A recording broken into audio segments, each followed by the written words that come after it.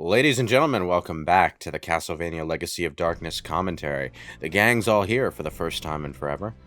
Say hi, John. No. Hi, John. I had this horrible nightmare that I was still doing Castlevania 64 on BrainScratch. And you were there, and you were there, and I think Ryan was there. Honestly, I'm not sure sometimes. Well, you skipped the first two levels, but you still have to sit through the villa and the castle center, so enjoy. I had the hardest goddamn time fighting these fucking dogs as Carrie until I remembered that the secondary attack button exists.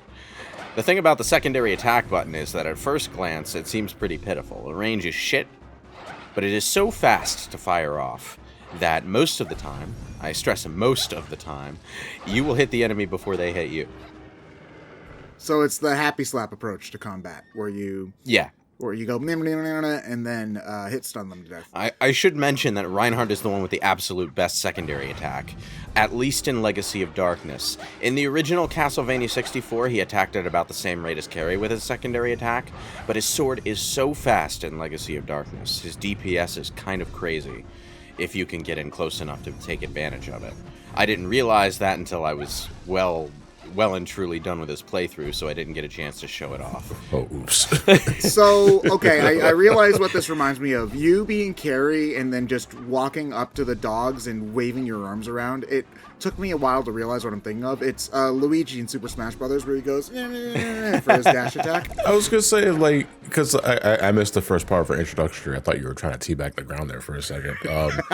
Does she use chakrams as a weapon? Yeah, I think so. Is that what they're supposed to happen? I thought you're supposed to throw chakrams.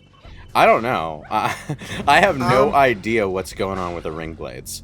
So the historical chakram is just basically like a giant ring with a sharpened edge. So you could throw them for sure, but it's basically like having a knife if you hold them in your hands. Yeah. I don't know, like, historically how they were used, like, how often they were used in the hands versus thrown. Yeah. I would imagine that, like, a throwing knife is pretty much meant to be, like, a one-and-done kind of deal. Like, if you can reuse them, great. But if you're throwing a knife at something, it's fairly likely that it's going to break or chip or be beyond usable. Yeah. If you miss. I feel like a chakram takes a lot more work to make than a dinky throwing knife. So that makes me wonder how often in real combat they were actually thrown. But I'm also not a weapons historian. So if anybody in the comments is and doesn't have a brain as empty as Carrie's well, let me know. Here's the thing. Carrie doesn't need to throw her chakrams because she has magic bolts that she can throw. You don't have to fix a magic bolt. You can just make another one. But, the chakrams, I get the sense that she carries them because they look ornamental when she wears them. And in fact, her default costume, she's got rings hanging off of her belt and stuff. The funny thing about it, though, is that her CGI render, you can see it over there in the sidebar, she's holding the bars, and they just look like rings from Sonic the fucking Hedgehog. Yeah, they do. Yeah, there's no blade whatsoever. I get the sense that it's supposed to be a chakram, but, like... Well, clearly, as you see in the game itself, they start glowing when she activates them. So clearly they're magic-based. Do they? They just look green to me, but, Well, maybe. I mean, but they're not green in the fucking CG render. That's my point. Yeah. Yeah, you're not wrong. She only has 2 rings in hand, though. Fucking amateur. Anyway, someone in the comments for the Cornell story pointed out something interesting. That vampire we just fought uses a unique model that seems to match George Oldry, I think his name was, whatever his name was, the insane husband that was trying to break in so that he could drink his wife's blood back in Cornell's story. Kind of a sad thing that I didn't notice until it was pointed out. The woman vampire that you fight at the end of this level as Reinhardt and Carrie seems to be Mary Oldry. I will say I do like that the kind of basic enemy vampires kind of have that vampire spawn look going for them, where they're more monstrous, like implying that they're not full-fledged, because vampire lore in this sense varies depending on what like source you're going with. But in like Dungeons and Dragons, when a vampire feeds on someone, they don't necessarily become a full-fledged vampire. They might become a vampire spawn who's just kind of like a monster who also drinks blood but isn't really a vampire and can't make more vampires. There are a ton of variations on how vampire curses work in pop culture. Sometimes they're like, you're a thrall to the vampire who made you for centuries until you're able to go out on your own. Like you just become a ghoul, like in general. Ghouls are a Vampire the Masquerade thing, actually. But they're not actually vampires. They're humans who have been fed vampire blood to make them age slower, heal faster, and generally be a slave to the vampire who made them. I see. My first reference for someone becoming a ghoul from a vampire bite is actually Vampire in Brooklyn with Eddie Murphy. It was a Wes Craven film from '96. Actually, in Vampire the Masquerade Bloodlines, the ghoul concept is used in a fairly interesting way. When you're just starting out as a vampire, one of the early quests can take you into the hospital where you find a woman who is dying, and you have the option to try and save her by feeding her some of your blood. If you do this, she becomes obsessed with you because you made her your ghoul. So she tracks you down on her own later, and it's honestly uncomfortable and disturbing as hell because she's obsessed with you and wants to, make you happy and all that. So she kind of just like elbow checks her way into your life, more or less. Vampire the Masquerade Bloodlines is very good at creating uncomfortable situations with literally no correct answer. As expected of a game where you play as a vampire, I suppose. I need to do that. Are you in because I know there's a Vampire the Masquerade role-playing game. In the video game, are you like a evil vampire, or are you just like a dark and edgy, not necessarily evil but not good vampire? At the start of the game, your character has a one-night stand with someone who happens to be a vampire, who turns you into a vampire without asking you or without asking the vampire authorities. They get their head chopped off within 5 minutes of the game starting for this.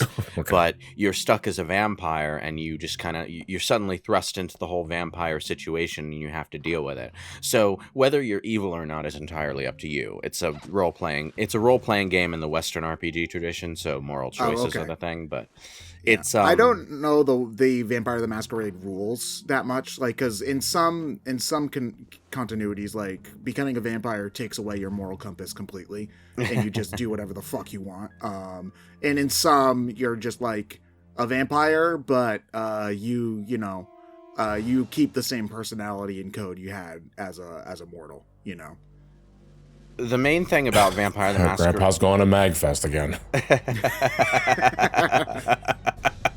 Sorry for interrupting. Go ahead. Hi there, friends. Would you like to hear about our Lord and Savior, Jesus Christ? Least pushy door-to-door Christianity. Well, Vampire the Masquerade is all about the politics of the various vampire factions. So whether you're evil or not is often beside the point. But yeah, you can attempt to be good. The main moral quandary that vampires have to deal with in that setting is their humanity. If they lose their humanity, they become a feral beast. So even the most evil of vampires has to watch themselves and try to retain that vital element of humanity that allows them to control the beast within, Okay. So, don't kill people when you're feeding on them, because if you do, that's, you're going to lose your humanity over time. The Bloodlines as a game handles that fairly well. But it's an action RPG, so it's not exactly like steeped in tabletop mechanics the way something like Baldur's Gate 3 might be. Man, I love the way that Carrie talks to this guy, where this guy's like, you're a kid, and then Carrie speaks to him in Shakespearean prose, like, don't presume things that you know nothing about. And it's just like, okay, why is this 8-year-old smack talking the 50-year-old vampire? Well, she's not that young, but she is young. The thing is, like, she lost her mother and was raised by, like, a stepmother, so she's had a fairly hard life, and it's left her like with a fairly serious personality, which is a refreshing change. Again, after Maria Renard popped in with all her like little kid speak, and we need to stop the bad man talk. Oh, you picked up the knife. I did. Oh, you see, can sense the disappointment. I would give Maria a little more credit though. Like, not that this was probably the point, but it's inferred that she's trying her best to stay optimistic, given that her parents are dead and she has no one else left. Well, I mean, when she was retooled for the Dracula X Chronicles collection, that was a thing that was brought up. I don't think it was ever mentioned in the original Rondo of Blood, though. Can't say for sure. It might have just been like manual lore. It might have been, but in the cutscene, I distinctly remember her just like jumping straight to, "Hey, I'm a vampire hunter too. We should go after the bad man together." And Richter's like, "You're too young for that," and she's just like, and that's the extent of the because emotional. she's a werewolf. and that's the extent of the emotional investment Maria gives you in the original game. But the original game was also just like pure anime schlock, so you know. Yeah.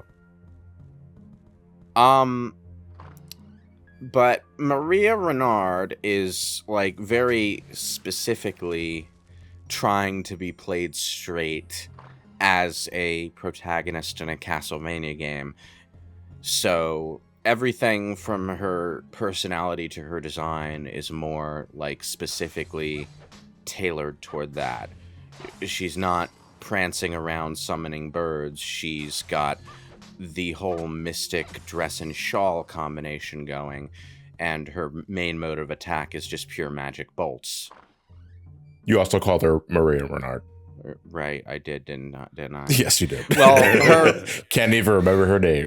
I mean, Carrie's alternate costume in the OG Castlevania 64 was a dress designed to look like Maria's, so she's definitely intended to fit that character niche. Yeah, like I look at her and I think they're just trying to do the Maria thing again, but maybe a little more down to earth, I guess, or tragic. Yeah. I mean, her ending is just her visiting her mother's grave, so tragic would be the word. But she herself is from a lineage of Fernandez warriors who all cast magic. So it's like, this was before Lament of Innocence specifically gave the vampire killer a special origin story that tied it to Dracula and tied the Belmont clan to fighting Dracula. So I get what they were going for. It doesn't quite fit now because, like, in the current Castlevania continuity, it would be a bit weird if there was another family that had a hereditary power that let them fight Dracula. just kind of a running trend of this, I guess. Wait, going back into that, because the state of canosity in terms of Castlevania games, was it only Legends that got sidelined? No. I thought that this game was also... Was this game also non-canon sidelined? Yes. Actually, everything that KCE Kobe made was sidelined, including Circle of the Moon. Wow, fuck that guy. It was, I think, around the time Harmony of Dissonance happened that Igarashi released an official timeline for the Castlevania series, because Igarashi cared a lot more about the big narrative picture of the series than anyone who had run the series properly, except maybe for Akamatsu back in Castlevania 3.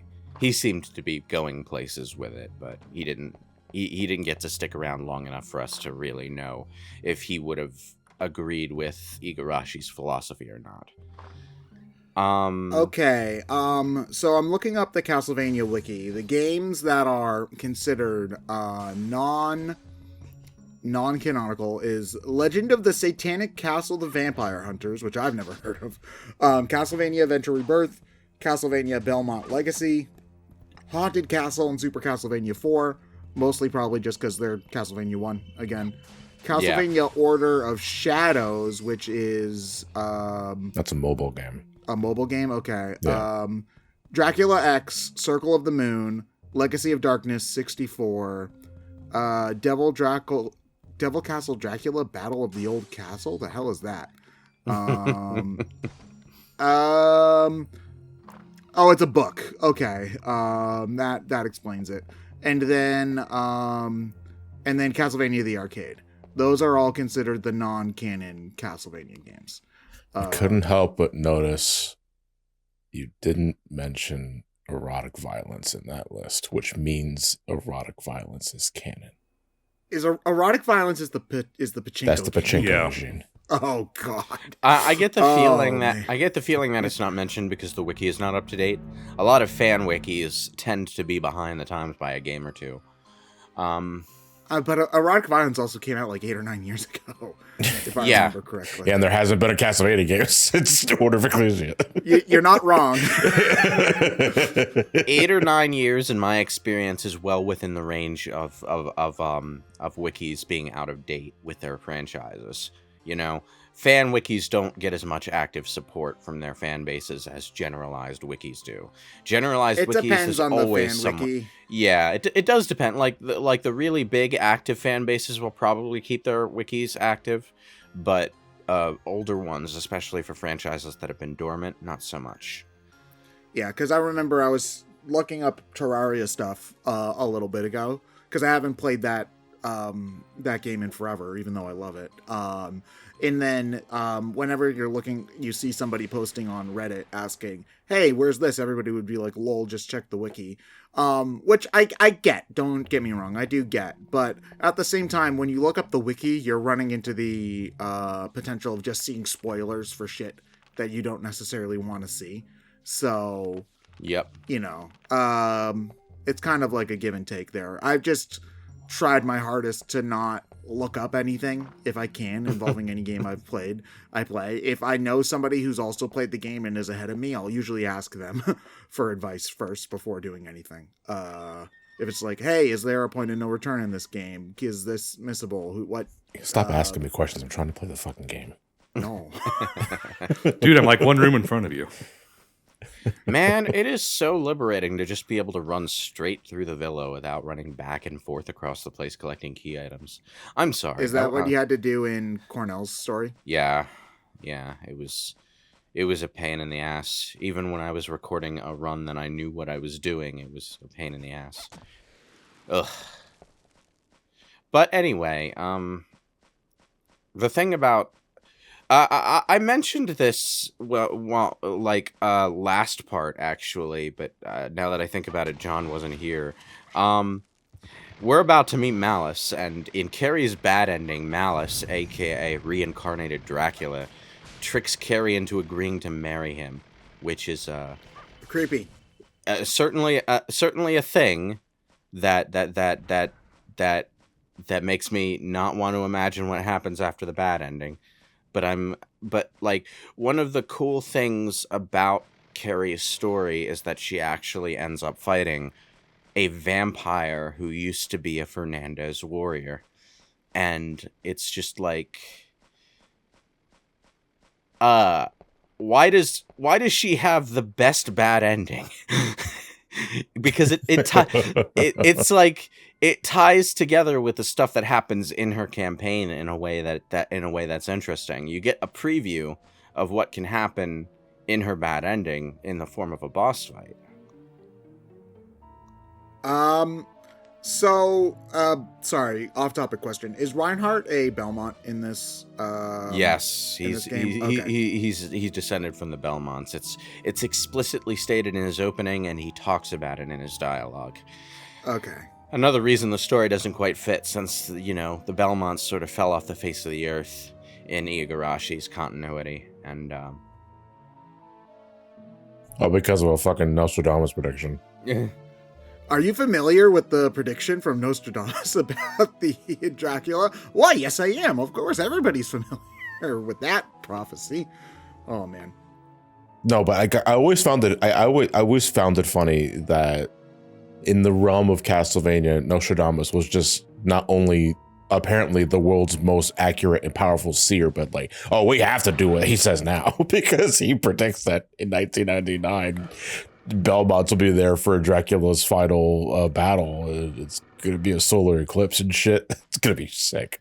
Have you ever considered that while Julius Belmont is fighting Dracula, that somewhere out there, it's incredibly likely that someone of the Bin Laden's clan is doing the Macarena at the same exact time? Maybe. Fernandez at the very least. Yeah, so that's like the thing. Like, I get for the old games, the classic games, where the story doesn't really matter all that much. Having like the Belmont legacy is kind of just a means to the end of who has the whip, who's fighting Dracula. It's always kind of seemed weird in the games where there is more of a story that the Belmonts just sort of stick out like a sore thumb. And most of the interesting stuff revolving around Castlevania lore has them be periphery players at best. Well, that has to do with what Symphony of the Night's concept originally was. Igarashi originally wanted to make a game where you were a vampire and the Belmont was your enemy, which didn't quite... Oh, I did not know that. Yeah, it didn't quite shake out that way when he finally made it, but... you can still see elements of it, though. Yeah. Well, playing as Alucard definitely is a remnant of that for sure. And the fact that, like, one of the big threats is a possessed Richter. Well, the other thing, though, is that Igarashi's favorite Castlevania game at that point was Castlevania 3. So that he ended up making a continuation of the Castlevania 3 storyline was... he landed on that because he liked the story in that game, basically. I can't really blame him, considering that at that point your choices for good Castlevania story material were basically just Castlevania 3 and Rondo of Blood. Yeah, pretty much, because the rest of them are just, there is Belmont, there is Dracula, Belmont fight Dracula, the end. And again, I'm not trying to make fun necessarily of the old Castlevania stories. It was a different time in games, and even having a story that, like, Castlevania's 3 story isn't really all that deep, but for what you got on the NES, it was relatively involved for other games in that genre. You know, even your RPGs of the time were pretty simplistic. Like, I mean, Dragon Quest was just save Princess from Demon Lord, the end. It was considered incredibly shocking in Dragon Quest III, where defeat Demon Lord, the end, but actually there's another demon who's even scarier after that, was considered a big twist. Like, you really don't see even RPGs with more complex stories until like late. Like, the most complicated RPG story I can think of on NES is Dragon Quest IV, which has a very good plot, but that game also came out in like 1990 or 1991 after the SNES was already out. Also Ultima 4 Quest of the Avatar, if that counts. Well, that was on PC first. It was also right? it was also on NES though. It even got a little Final Fantasy-esque makeover for the system. Yeah, so that's definitely them adapting that. I'm sure. When did that game come out on the NES? I don't know. Probably was fairly late. It was a late 80s game, I think. Okay, so yeah. But yeah, so the point is that, you know, seeing platformers or adventure games or action games with more involved stories was not common back then at all. And so you have to kind of take that with a grain of salt. And that wasn't really why most people were playing Castlevania to begin with. You know, it was just because of the gameplay and the story didn't matter. Yeah, well, I mean, I wouldn't say that the story didn't matter, because when Akamatsu conceptualized it, it was his love of cinematic storytelling that fueled a lot of the creative decisions. Oh yeah, in the terms of the creation, yes, but I would gander that the average player just liked whipping bad guys, and that nobody speaks fondly of the attempt at a more thought out story in Castlevania 2, for example. Like, that game certainly has a more involved story, but people don't care for that because it gets in the way of doing stuff. I would argue that a lot of the reason people don't talk about that, at least on our side of the pond, is because the story itself was botched in our translation. But, Yeah. you know... I also hear things about pacing too, where not only these people lie to me, where the hell do I go factor of it. I was gonna say botch is not the word I would use. That shit had a stake driven through its heart. Like, it was so fucking good. I mean, most of the like when people say this NPC lies to me, 99 times out of 100, and probably 100 actually, it's because the translation sucks. Like somebody will say something about a dead tree, and it's just like, what am I supposed to do with that? Well, in the original Japanese, it was actually an explicit instruction to use this item near a specific tree, and for some reason they just didn't translate that correctly. It's because Japanese can do a lot more information in fewer characters than English can. So they only had a certain number of spaces to use, and so they just went with what they could, and what they could was very, very little. Well, the one that always stuck out to me, because I don't know how it was delivered in Japanese, was "Don't look at the Death Star or you'll die." That was a definite mistranslation. I remember that. But I know it wasn't a Star Wars reference in Japanese. I know that much. And you know that the infamous example where you're supposed to hold a specific crystal and kneel by a wall for a tornado to take you away. That was an explicit instruction in the Japanese version. That was just like straight up told to you. It was not cryptic at all, from what I remember. So There was like an indie retro style game that paid reference to that, but the tornado is actually deadly because it tears you to shreds. Anyway, yeah, the vampires that we're about to fight are apparently the Oldries. And that's interesting because, like, these two vampires did have unique models in the original game because they were effectively a boss fight. A boss fight that plays like regular mook vampires, to be sure, but a boss fight. So I wonder if the Oldry family being involved was like something that they had developed like a whole story idea for in the original game and just didn't get around to implementing until Cornell's story. Because now that I think about it, yeah, Oldry here is the only vampire you fight who takes the form of the Man-Bat. Every other vampire is just like a butler or something. Very conflicted about this vampire.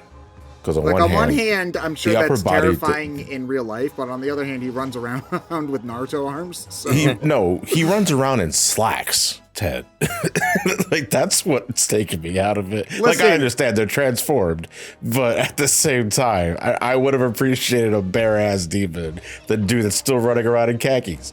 Listen, don't you talk crap about khakis, all right? I don't mind khakis. I like khakis. Listen, it's just that I don't think vampires should be wearing khakis if they're going to be like a boss encounter. The thing is, when you encounter this guy in Cornell's story, he's an old slouching man who's banging on a door, yelling for his wife to come out so that he can take a drink.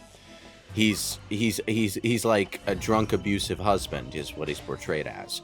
So the fact that he looks sloppy, that he looks lazy, that's part of the character. It's just that the character didn't get to show who he was or why he was like that until Legacy of Darkness gave us Cornell's story and we saw him there. Oh, that was anticlimactic. Yeah. You just kind of slap her into the boss. I mentioned before that this was my I definitely know what I'm doing playthrough. Well, I definitely know what I'm doing, and that makes the vampires actually kind of a joke.